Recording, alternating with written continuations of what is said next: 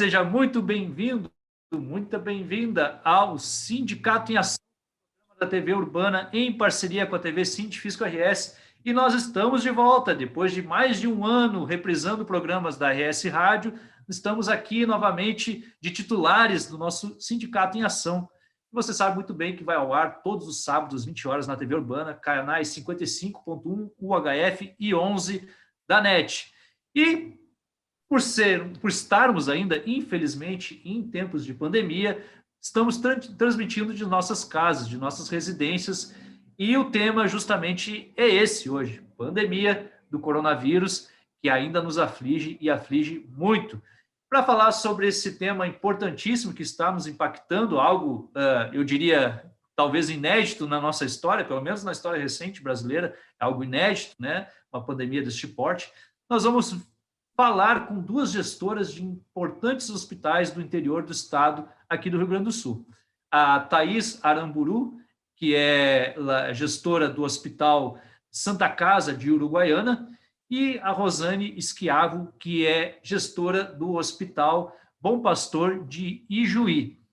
Bom, nós vamos conversar, né, sobre a situação, como é que estão enfrentando a pandemia, como é que está o atendimento, a demanda pelos serviços e também como é que tem sido a atuação dos órgãos públicos, né, no apoio a essas instituições para tratamento dos pacientes de Covid. Também falar de um modo geral como tem sido as outras comorbidades, também outras doenças que têm acometido pessoas nesses tempos aí difíceis que todos nós estamos vivendo. Eu aproveito para pedir para você que está nos assistindo aí pelo YouTube, pelo Facebook, pelas redes sociais, para que curta, comente, compartilhe, nos ajude a crescer nas redes sociais, o que é muito importante para nós e para você. É só um cliquezinho, é só clicar no botão de curtir ou clicar no botão de inscrever-se. Vai estar dando um apoio aí para o nosso programa e também vai estar dando um apoio para esses hospitais do interior do estado. Espero que nossa mensagem, esse nosso programa, chegue a todas as regiões do nosso estado, especialmente o Centro-Oeste, Uruguaiana, e a região das Missões aí de Juí. Então, sejam muito bem-vindas ao nosso programa, a Rosane e a Thaís, que são enfermeiras de formação e que estão aí atuando nesses tempos tão difíceis, né? Vocês estão na linha de frente aí, vocês estão atuando no sentido de prestar o atendimento que a população tanto precisa. Eu vou começar com a Thaís Aramburu, que é lá de Uruguaiana, da Santa Casa de Uruguaiana, para falar um pouco, fala um pouco para nós, Thaís, sobre o hospital, né? O Hospital de Uruguaiana, quantas pessoas atende, quando é que foi fundado, enfim, dá detalhes gerais sobre o hospital aí para nós, o Hospital de Santa Casa. Muito bem-vindo ao nosso programa, muito obrigado pela tua participação aqui. É um prazer estar aqui contigo e com a enfermeira Rosane para estarmos neste programa. O Hospital de Uruguaiana é uma Santa Casa e fez agora, em 30 de maio, 124 anos de existência. É uma instituição centenária, é o único hospital da nossa cidade e é o maior hospital da região.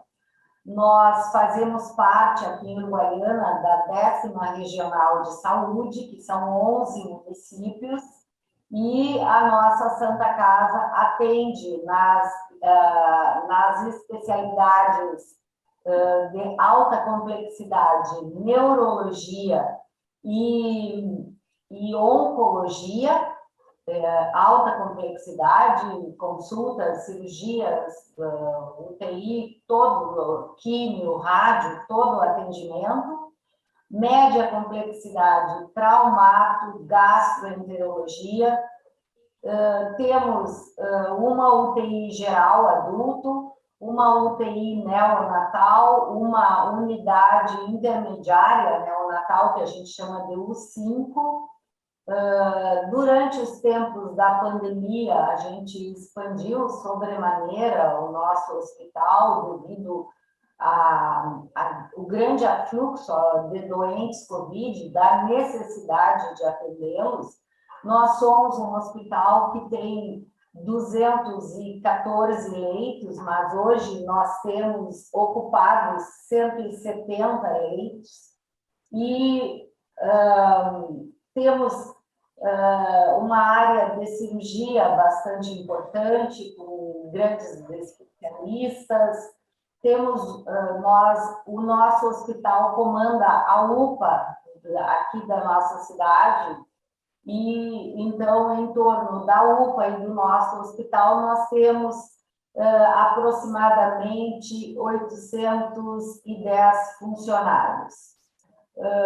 Esse hospital, como de resto os hospitais Santas Casas do Brasil, são 2.500 hospitais filantrópicos no Brasil. Nós enfrentamos uma grande adversidade financeira e no final do ano de 2018, o nosso hospital estava prestes a fechar as portas na maior crise financeira que ele teve nos últimos tempos.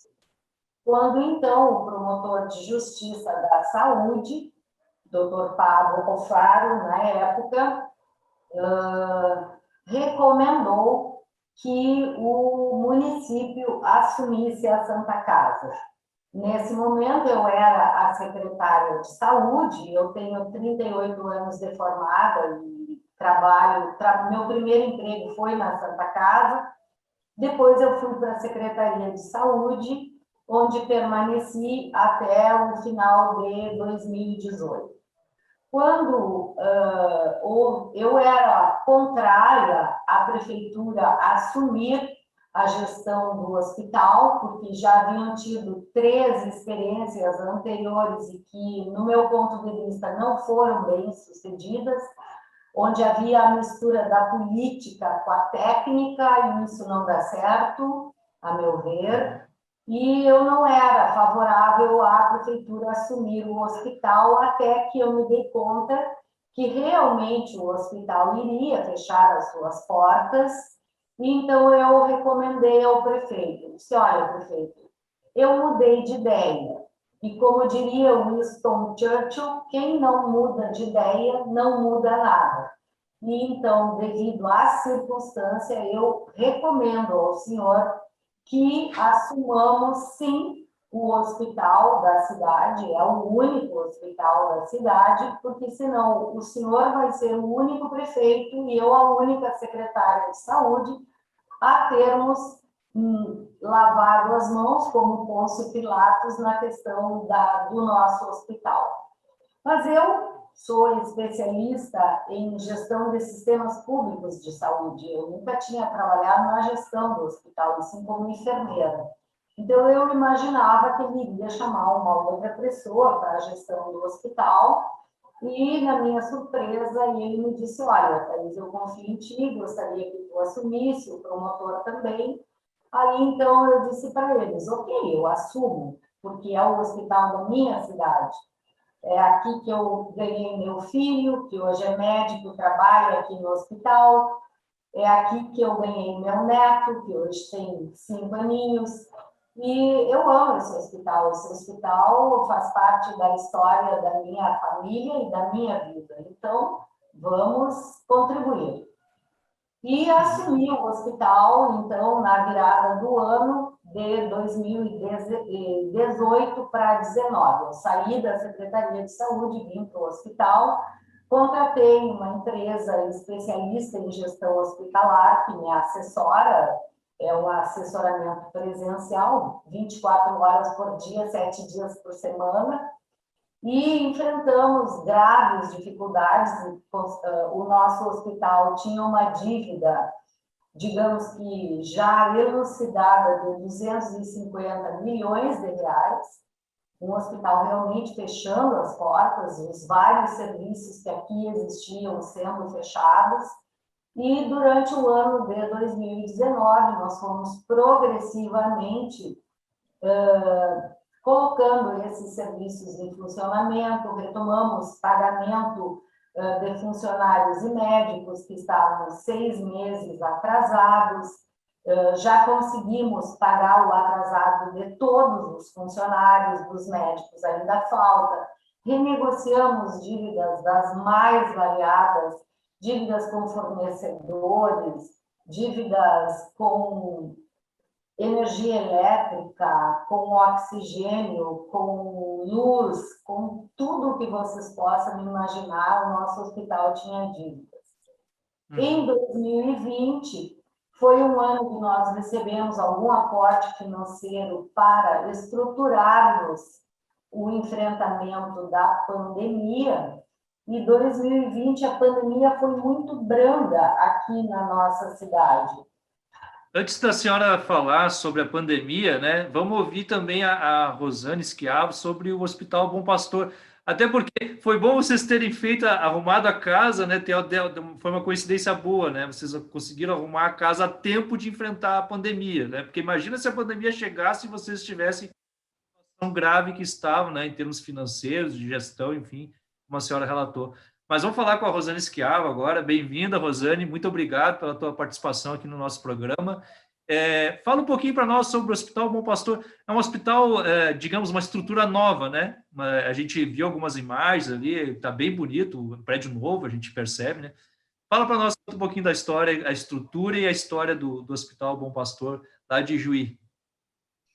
Olá, Christian. Uma satisfação estar aqui falando aos telespectadores sobre a história dos hospitais, a história das Santas Casas e histórias vencedoras. Eu, ouvindo a minha colega, também gestora hospitalar, consegui relacionar vários pontos muito semelhantes dessa luta dos hospitais filantrópicos, do envolvimento com a comunidade, de superar crises, de aceitar desafios e se reposicionar, fazer entregas de valor à nossa comunidade. Então, o Bom Pastor é um pouco mais jovem do Hospital do Uruguaiana. Nós completamos no dia 18 de maio 40 anos então, de fundação. O Hospital Bom Pastor foi um hospital criado por um movimento de agricultores na década de 80, que estava com fragilidade no seu plano de saúde. Era o Fundo Rural, que só tinha um hospital da cidade. Hoje em Juí somos 3 hospitais, Hospital de Caridade de Juí, o hospital mais antigo, também centenário, o Bom Pastor, que surgiu então na década de 80, e o Hospital Unimed, que tem em torno de 17 anos de existência. Então, somos 3 hospitais no município de 84 mil habitantes. Então, a história do Bom Pastor é uma história de envolvimento comunitário, de luta, um trabalho de muitas mãos, um trabalho da coletividade. Então, lá no início, os agricultores, então, se mobilizaram junto à cooperativa, a Cotri Juí, e conseguiram convencer os diretores da importância deles terem uma assistência para a sua saúde. Então, como tinha havido rompimento do convênio, eles se organizaram e estruturaram 4 hospitais na nossa região. Desses 4, hoje, 2 ainda continuam. A Cotri Juí passa por uma crise financeira grande, mas na década de 90 ela conseguiu estruturar associações comunitárias para depois se tornar hospitais filantrópicos. Então, hoje era uma rede de hospitais Bom Pastor, e então existe hoje o Hospital Bom Pastor de Juí, que saiu da sua estrutura alocada, da sua estrutura em comodato da Cotri Juí, e está na sua nova estrutura. E o Hospital Bom Pastor de Santo Augusto também é um hospital que também nasceu desse movimento, e hoje também o município assumiu. É um hospital que vem também prestando um ótimo serviço à comunidade. Então, na década de 80, fomos, então, colocados à disposição inicialmente para o meio rural, e depois, como a Cotri não conseguiu fugir da sua finalidade, ela entregou à comunidade, ele passou a ser um hospital filantrópico desde 92, então ele presta hoje mais de 80% dos seus serviços ao SUS. Então, nós, por mais de 30 anos, ou seja, quase 40 anos, estávamos instalados numa estrutura que era um hotel que foi adaptado para um hospital de 42 leitos. Então, esse período, ele atendeu muito bem o seu objetivo, mas chegou ao momento que começaram a demandar apontamentos da vigilância sanitária, a legislação é muito exigente e sempre ela precisa ser atualizada, enfim, é para a segurança do paciente. Então, o Bom Pastor tinha 2 opções: ou se entregar, né, ao fracasso, dizer que a estrutura não dava mais conta, cruzar os braços e lamentar, e também passavam por uma crise grande lá na década de 90, e nos reinventamos, pagamos dívida, exemplo do estado do Uruguaiana, envolvemos a comunidade, fizemos muitas campanhas comunitárias, sorteios, jantares, envolvemos clubes de serviço. Então, uma história de superação, de reinventar, de descruzar os braços, uma história realmente assim de força, de vitórias. Então, o Bom Pastor, graças a esse envolvimento, desde os agricultores e depois da comunidade, com as suas forças vivas, também enfrentou desafios e venceu. E tinha esse grande sonho de construir sua nova estrutura, sua estrutura própria, até porque no início era um hotel adaptado para um hospital, atendia as normas, mas com a atualização da legislação chegou ao ponto que os espaços não estavam mais de acordo com a legislação. Então, no ano de 2002, então, fizemos um envolvimento novamente com os órgãos públicos, com os agricultores, que até hoje fazem parte da direção do hospital, e colocamos o assunto em pauta para discutir a continuidade e nos desafiamos e conseguimos, com campanhas vinculadas à campanha do soja, que a nossa região é forte, né, no agronegócio, na colheita da soja, e conseguimos juntar um volume financeiro, graças a essa campanha, para bancar o projeto arquitetônico inicial. Aí fomos buscar recursos a nível de Estado e de Ministério para construir uma estrutura que custou 20 milhões da parte da estrutura física. É claro que foi um hospital que, para conseguir dar seu pontapé inicial com poucos recursos e conquistando através de consultas populares, de mobilização da comunidade, de recursos públicos,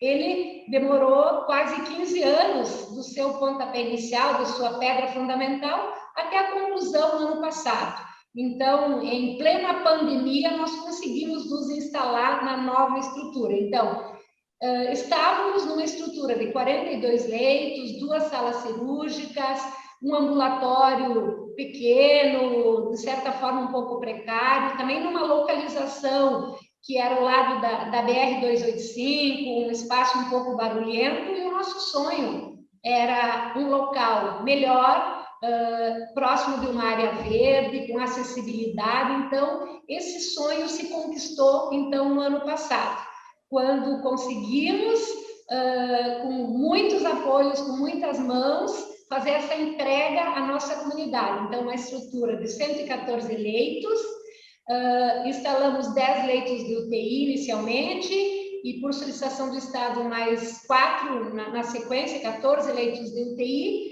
25 leitos clínicos Covid e toda uma infraestrutura de centro cirúrgico com 4 salas totalmente equipadas, 12 salas pós-anestésicas, um ambulatório que atende diversas especialidades, enfim.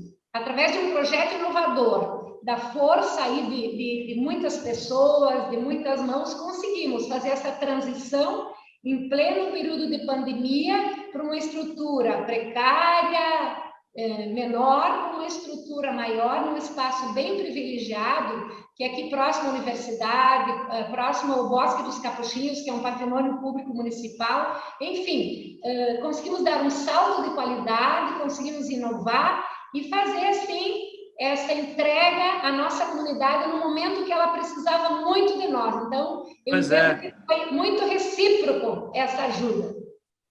É isso que é interessante, né? São 2 hospitais que têm uma grande participação comunitária, popular, né? O envolvimento das pessoas da região, da cidade, e ao mesmo tempo são 2 hospitais que passaram por mudanças profundas aí, justamente no momento que mais se precisou dessas mudanças, né? E não foi por causa da pandemia, já vinha um processo, né, de mudança, tanto da Santa Casa lá de Uruguaiana, que já vinha se reestruturando, quanto do Bom Pastor também, que já vinha, como tu disseste, né, Rosane, 15 anos para fazer essa mudança, né? Mas assim... Eu percebo, eu e a Thaís, uma história muito similar, ambas enfermeiras, ambas com histórico. Eu estou há 36 anos vinculada a esta instituição, foi meu primeiro emprego, me formei Olha que legal. há 5 anos, assumi esse desafio como enfermeira assistencial, e em 92, então, no próximo ano completo 30 anos de gestão do hospital. Então, uma história muito semelhante, uma história, assim, de ter gosto pela gestão e com bons resultados aí em benefício da nossa comunidade. Que bacana, o universo às vezes nos presenteia com essas coincidências. Que bacana, que legal, parabéns para vocês aí. Mas, gente, eu tenho que chamar agora o nosso quadro de notícias da semana com a repórter Fabiane Flores. Fábio Flores, é contigo, manda lá. Olá, Christian! Olá também às debatedoras do Sindicato em Ação de hoje. Bom, vamos agora às notícias da semana. Fenafisco critica a proposta sobre prorrogação de incentivos de ICMS concedidos ao comércio. Lira cobra projeto de mudanças no imposto de renda e fala em privatizar Correios. Reforma tributária. Lira não promete tramitação meteórica da pauta. Luta contra a reforma administrativa segue agora na comissão especial. Receita 2030 completa 2 anos contribuindo para a competitividade e desenvolvimento do Estado. Governo do Rio Grande do Sul apresenta contas positivas no primeiro quadrimestre. Estas e outras notícias você confere no site do Sindifisco RS. É contigo, Christian. Até semana que vem. Estamos de volta com mais um bloco do nosso Sindicato em Ação aqui na TV Urbana, em parceria com a TV Sindifisco RS. Estamos entrevistando a Rosane Schiavo, que é gestora do Hospital Bom Pastor de Ijuí, e a Thaís Aramburu, que também é gestora, mas aí do hospital de outro local, bastante distante, aí, lá do nosso centro-oeste, na fronteira oeste, né, para ser mais exato, a Santa Casa de Uruguaiana. Pois bem, nós estávamos falando, né, apresentamos os hospitais, falamos um pouco aí sobre a história de cada uma das instituições, e agora nós vamos entrar no assunto que é o assunto do momento, que é a pandemia do coronavírus e como tem sido o atendimento nessas duas instituições, para a gente até ter uma ideia como é que tem sido o enfrentamento da pandemia no interior do estado. A gente ouve muito falar, né, a gente assiste muito se falar no enfrentamento da pandemia, na situação dos hospitais da capital. Mas e o interior do estado? Pois então, estamos aqui dando a oportunidade de mostrarmos, né, como tem sido feito o enfrentamento dessa, quem sabe, terceira onda que se está se falando, ou não, né, do Covid. Pois bem, só para situar vocês, telespectadores, trazer alguns números aqui sobre a pandemia, né? No Brasil já são 17 milhões de casos, temos mais de 15 milhões recuperados, 15,1 milhões, e, infelizmente, né, 477 mil mortes. No Rio Grande do Sul, temos 1,12 milhões de casos, pouco mais de 1 milhão de casos, então, e também, né, em torno de pouco mais de 1 milhão de recuperados, e 29.082 óbitos, infelizmente, por conta da pandemia do coronavírus. Falando aqui das regiões, né, aliás, da ocupação dos leitos no estado do Rio Grande do Sul, nós temos 3.449 leitos de UTI adulto, sendo que destas, 3.045 estão ocupadas, ou seja, estamos nos aproximando do 100% novamente em todo o estado, que é algo bastante preocupante. Do SUS, leitos do SUS, as ocupações estão em 83,1%, né? São 2.531 leitos do SUS, sendo que 2.104 estão ocupados no momento. Isso são informações da Secretaria Estadual da Saúde, tá, gente? Peguei aqui no site agora. No que se refere aos leitos privados, aí já estouramos os 100%. Passamos dos 918 leitos privados previstos. Aí, e nos leitos que estão recebendo pacientes de Covid, porém não são UTI, nós temos uma taxa de ocupação de 41,6%. E números de respiradores em UTI, estamos com uma ocupação de 58,5%. Trazendo agora os dados das regiões, né? Vamos falar aqui da região que justamente estamos tratando aqui, né? Região Centro-Oeste. A ocupação de leitos do SUS está em 100,9%, leitos privados 80,8%, leitos COVID que não são de UTI, né, 53,5%, e respiradores em UTI adulto, taxa de ocupação, taxa de uso do respirador, né, de 68,8%. A região missioneira, que é onde está localizado o Hospital Bom Pastor, leitos do SUS estão com ocupação de 94,4%, leitos privados 84%, leitos COVID que não são UTI 35,3% e respiradores em uso, né, 66,4%. São números que preocupam, né, Thaís, né, Rosane? São números que nos preocupam um pouco, né? E até queria ver com vocês como tem sido o enfrentamento da pandemia do coronavírus. Já que iniciamos outro bloco com a Thaís, vamos começar desta vez com a Rosane Schiavo. Como é que tem sido o enfrentamento da pandemia do coronavírus? A gente sabe que teve um pico de casos aí em todo o estado, que foi agora, recentemente, né, em março, né, e começou a amenizar um pouco em abril. Agora deu uma amenizada boa, mas já parece que estamos voltando já a crescer, apesar do número de vacinação, que também está um número razoável até de vacinação no estado do Rio Grande do Sul. O Rio Grande do Sul que tem sido um destaque aí no Brasil em termos de vacinação, né?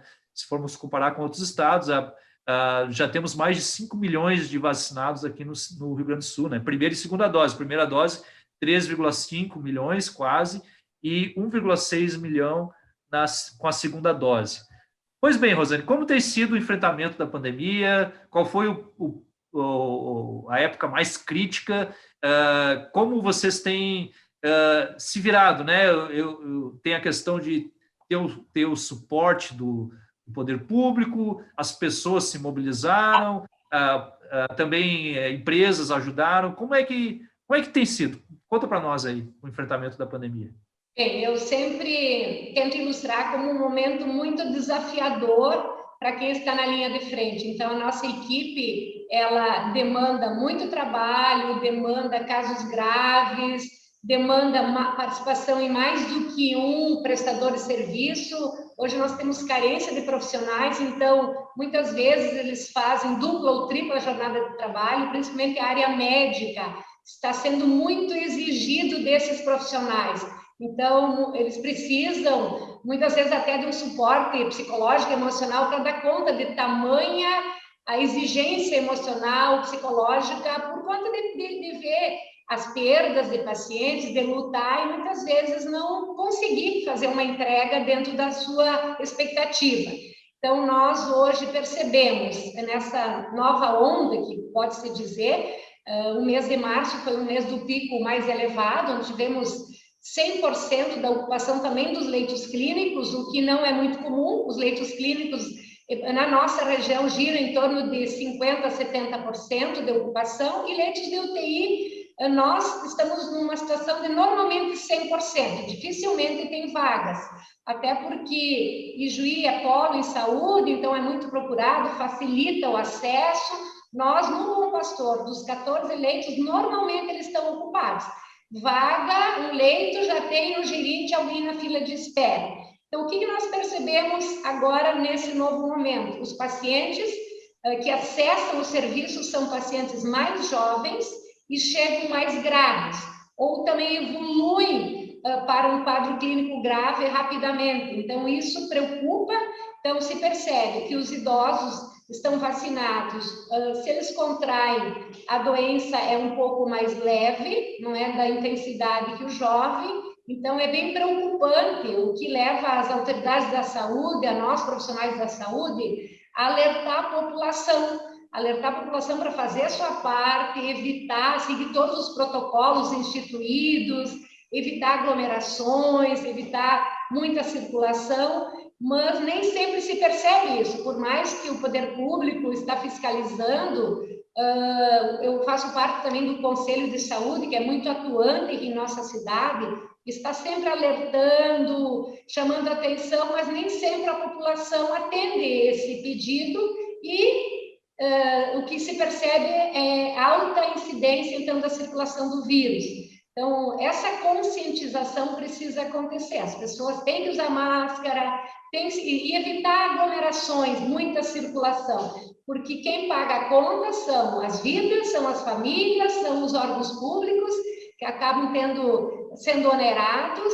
E também temos que lembrar um fator muito importante, que é a escassez de medicamentos no mercado, os altos preços dos insumos hospitalares, muitas vezes a dificuldade na logística da entrega de oxigênio. Felizmente, nós instalamos tanque de oxigênio antes de instalar o UTI, preocupados com essa questão do abastecimento, então isso nos deu uma certa tranquilidade. Mas eu acompanho hospitais menores que não têm tanque de oxigênio, tem a rede de torpedos, e isso fragiliza muito a assistência. Então, realmente a população, além da vacina, que o órgão público está, de certa forma, atuando, né, investindo, também nós temos que fazer a nossa parte. Realmente o momento é preocupante, vivemos um momento não tão significativo quanto o mês de março, mas com alta incidência novamente de casos acessando os nossos hospitais. Perfeito. Thaís, fala um pouco para nós como é que tem sido a questão do Covid aí na Santa Casa de Uruguaiana. Bom, o nosso município, ele até 7 de junho, segunda-feira, que eu fiz o levantamento para apresentar neste programa, tínhamos 13.257 casos confirmados de Covid em Uruguaiana. Quanto à mortalidade, Uruguaiana ocupa a posição de número 104 no estado do Rio Grande do Sul.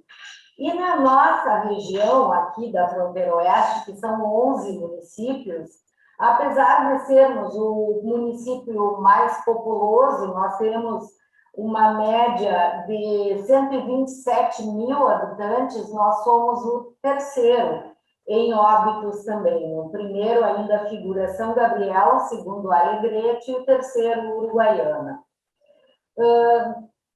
O nosso hospital se preparou em 2020 para o impacto da pandemia. Nós temos, e no decorrer do transcurso de toda a pandemia, nós trabalhamos muito integrados com a Secretaria Municipal de Saúde, da onde eu sou oriunda, muito integrados com a Unipampa, que é um grande polo de educação em saúde aqui na nossa região, com 5 faculdades da área de saúde, inclusive faculdade de medicina, tem medicina, enfermagem, fisioterapia, farmácia e nutrição.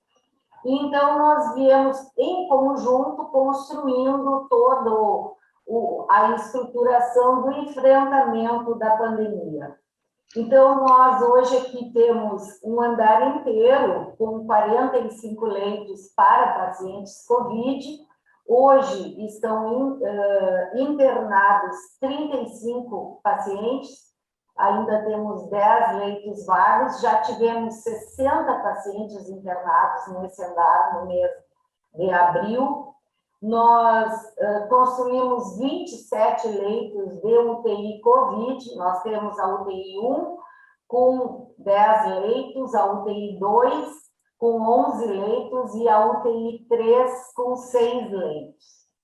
A gente trocou a área amarela do hospital para a UPA, a área amarela virou um ponto de chegada do paciente COVID que é enviado ou do centro de triagem ou da UPA, e lá nós temos um espaço que podemos ter pacientes entubados ou pacientes em ventilação de alto fluxo ou em catéter de oxigênio. E transformamos a UTI geral em UTI COVID, e a UTI que era geral, nós baixamos para a área vermelha do pronto-socorro. Também construímos uma unidade, que seria uma unidade que daria alta aos pacientes, aqueles que já não estão em oxigênio, porque o paciente tem que ficar 24 horas em área ambiente para daí ir para ter alta hospitalar e ir para o seu domicílio. onde era a saúde mental, nós colocamos esses leitos. Tivemos, então, que estruturar o grupo de profissionais que trabalham, desde o pessoal da higienização, nutrição e dietética, grupo de enfermeiros e técnicos, fisioterapeutas, psicólogos, assistentes sociais, médicos. Tivemos que contratar bastante gente. Para vocês terem uma ideia, nós passamos de 634 funcionários para 810. E como bem a Rosane falou, custos gigantes, né? O nosso hospital gastava 700, 800 mil reais mês em medicação, isso somando medicação oncológica, porque nós somos alta complexidade em oncologia e medicação normal, nós gastávamos de 700 a 800 mil reais. Em maio, nós gastamos 2 milhões e 200 mil reais. E a Rony sabe bem que nós tivemos medicações que tiveram uma elevação de custos estratosférica. Então, todo o equipamento, o material, os insumos, os medicamentos, o oxigênio, tudo foi majorado nessa pandemia. Então, a gente também montou aqui leitos de suporte ventilatório pulmonar, que são os aparelhos de CAF, que é catéter de alto fluxo, ou por catéter ou por máscara de Hudson, que essas pessoas recebem um tratamento com uma oxigenação muito alta, mas ainda não é o paciente entubado, e nesse momento nós temos um diferencial aqui, que nós dedicamos a isso, a toda essa terapia de alto fluxo de oxigênio antes da intubação. Então, o fato de nós não termos uma mortalidade tão gigante, né, como nós temos no Brasil, como nós temos no Rio Grande do Sul, muito se deve a todo esse trabalho de terapia respiratória com esses aparelhos, com os fisioterapeutas. A gente pulou de 36 ventiladores mecânicos para 53, monitores multiparâmetros, que aí tem todo o controle dos sinais vitais e de outros parâmetros do paciente, a gente passou de 55 para 71. Esses aparelhos de alto fluxo, que nós temos 11, eles foram importados do Canadá. Máquina de hemodiálise a gente ampliou também. Como falou a Rosane, nós temos 2 tanques aqui de oxigênio, um grande e um reserva. Nós trocamos esses 2 tanques para 2 tanques maiores do que nós já tínhamos. A gente teve uma suba gigante em exames laboratoriais de 55 mil, nós passamos para 140 mil exames mês, de 60 mil reais, nós fomos para 205 mil reais mês. Realmente, assim, todo o custo do hospital aumentou muito e, em contrapartida, a nossa produção de alta e média complexidade foi muito reduzida, porque nós tivemos um menor aporte financeiro, porque esse paciente eletivo ele não está vindo para o hospital nesse momento. Então, a gente deixa de fazer cirurgias oftalmológicas, cirurgias plásticas, enfim, cirurgias várias, de hérnia, apendicectomia, cirurgias de vesícula, cirurgias traumatológicas, todas represadas por conta da pandemia, e esse fluxo de paciente nos dá um contingente financeiro importante. Eu não sei se eu falo agora dos nossos índices, ou se tu queres chamar a Rosane e depois eu falo. Não, Thaís, é que a gente precisa, na verdade, chamar o intervalo. Nós fechamos aqui o tempo do nosso segundo bloco. Na volta do intervalo, a gente vai para o terceiro e último bloco aqui do Sindicato em Ação. Eu quero ouvir de vocês, nossos convidados aqui do programa de hoje, quais são as perspectivas, né? Porque as duas estão falando que foram feitos grandes investimentos por conta da pandemia, né? Claro que a demanda aumentou muito, mas e depois que passar a pandemia? Essa ampliação da estrutura vai ser benéfica para a continuidade do trabalho das instituições? Vamos tentar fazer, de repente, um exercício aí de futurologia. Como é que vai ser depois da pandemia? Teve um legado, né? Teve um legado que foi deixado. Como é que vai ser depois? Mas a gente conversa sobre isso no retorno do intervalo. Daqui a pouquinho a gente se vê de volta. Fique aí, não saia daí, aqui na TV Urbana, TV Científico RS. Até mais.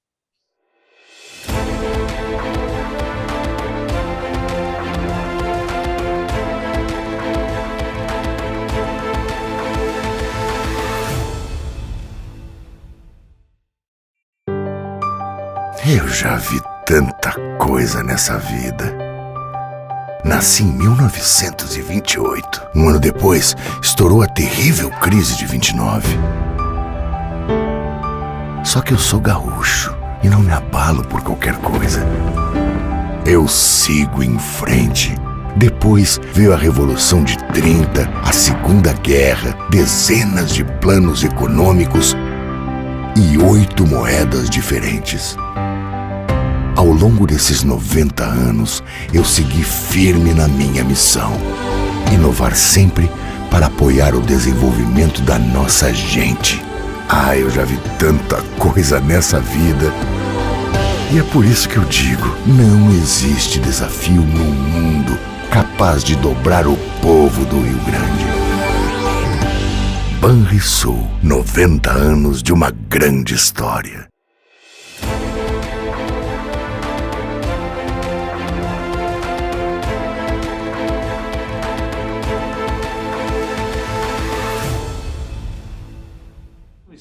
Estamos de volta com o Sindicato em Ação aqui na TV Urbana, em parceria com a TV Científico RS. Você nos acompanha pelos canais 55.1 UHF e 11 da NET e também pelas redes sociais da TV Urbana e da TV Científico RS, pelo Facebook e pelo YouTube. Vamos agora, né, eu dizia no final do último bloco, para falarmos sobre perspectivas, né? Teremos um fim da pandemia, esperamos todos nós, com certeza teremos, né, gente, o fim dessa pandemia, e o que vai ser depois? Vamos ouvir a Thaís Aramburu, gestora do Hospital Santa Casa de Uruguaiana.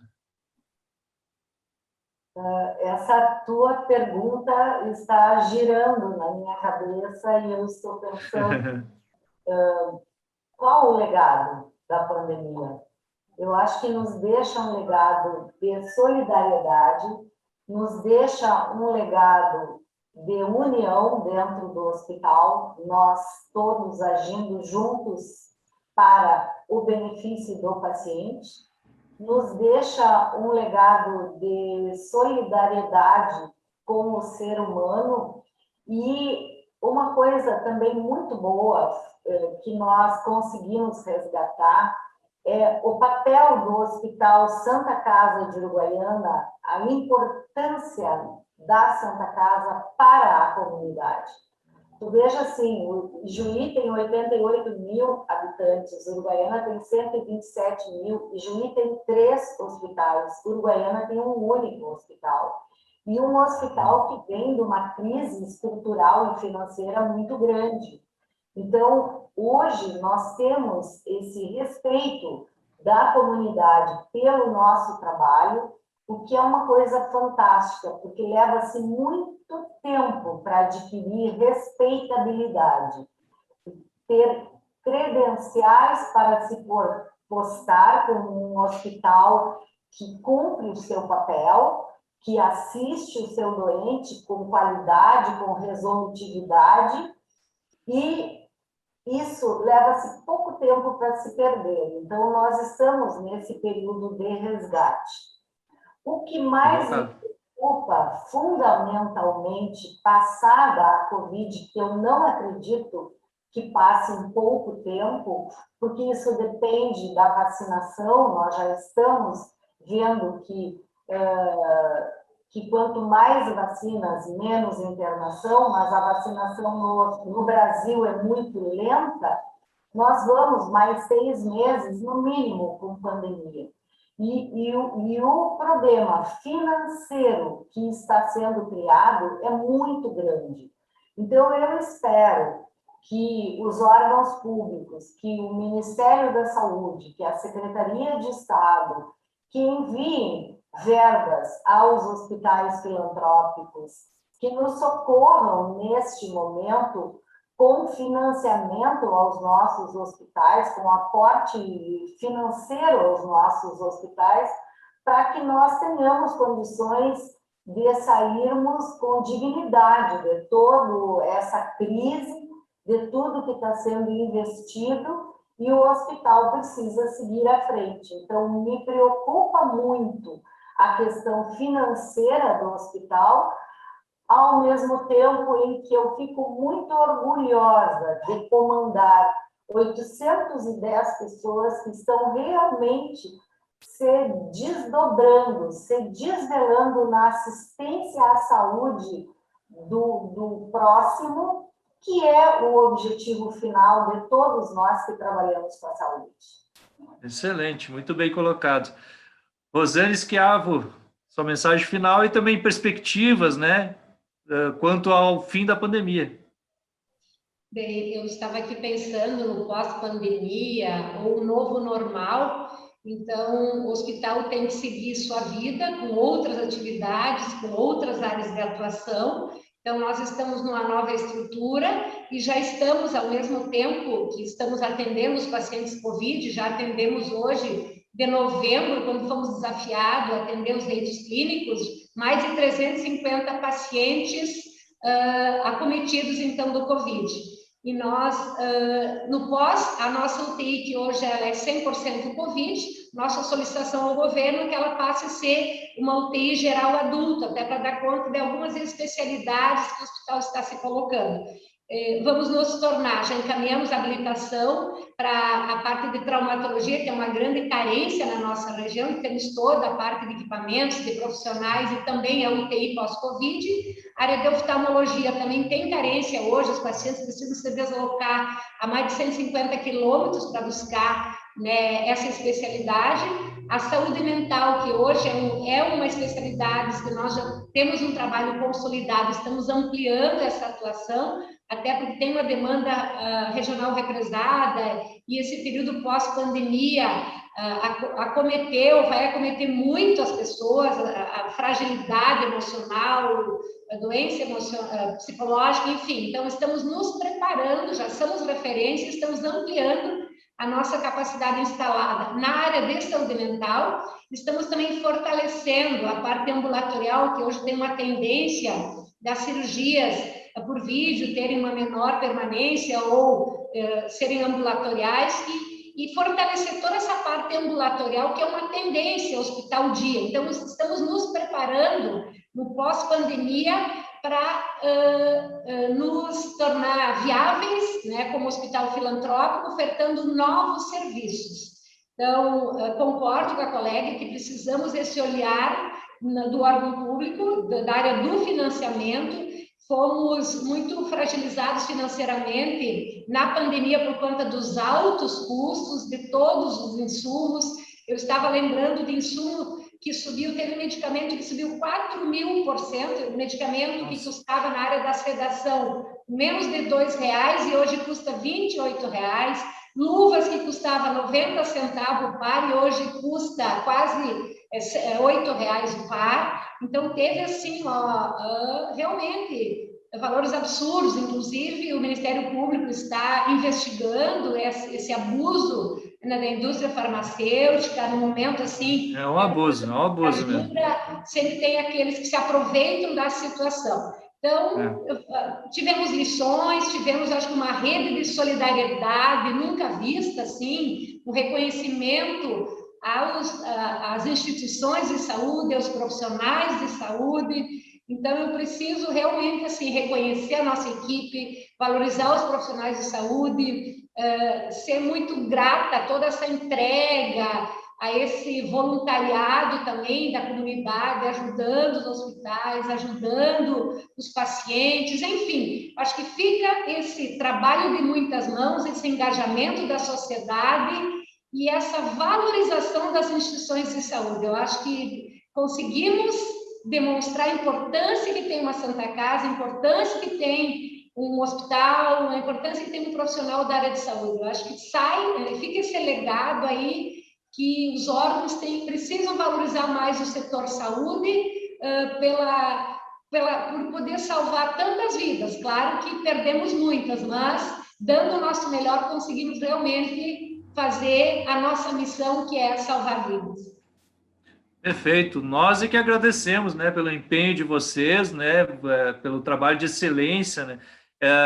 Gostaríamos que vocês transmitissem esse agradecimento, esse elogio aos profissionais que estão na linha de frente, né, aos médicos, enfermeiros, técnicos de enfermagem, psicólogos, enfim, fisioterapeutas, todos que estão trabalhando. A gente sabe que cada leito de Covid, né, exige uma equipe grande de profissionais atuando, né, e isso é que demanda, e depois, né, no pós-Covid, até vai demandar muito, como a Rosane colocou, né, um tratamento até psicológico com esses profissionais, né, que a gente sabe que estão sobrecarregados.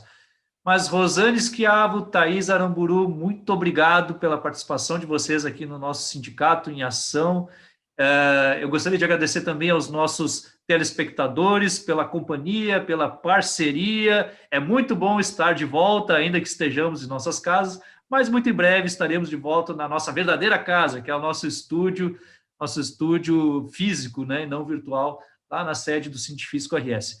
Agradeço as convidadas de hoje. Peço que você, pela última vez, aí, se não fez, aqui eu faço, né, que curta, comente, compartilhe o nosso vídeo, se estiver assistindo pelas redes sociais, pelo YouTube, pelo Facebook, inscreva no nosso canal no YouTube também, para ficar por dentro de cada novo vídeo que a gente postar. Muito obrigado e até o próximo Sindicato em Ação aqui na TV Urbana, em parceria com a TV Cientifísico RS.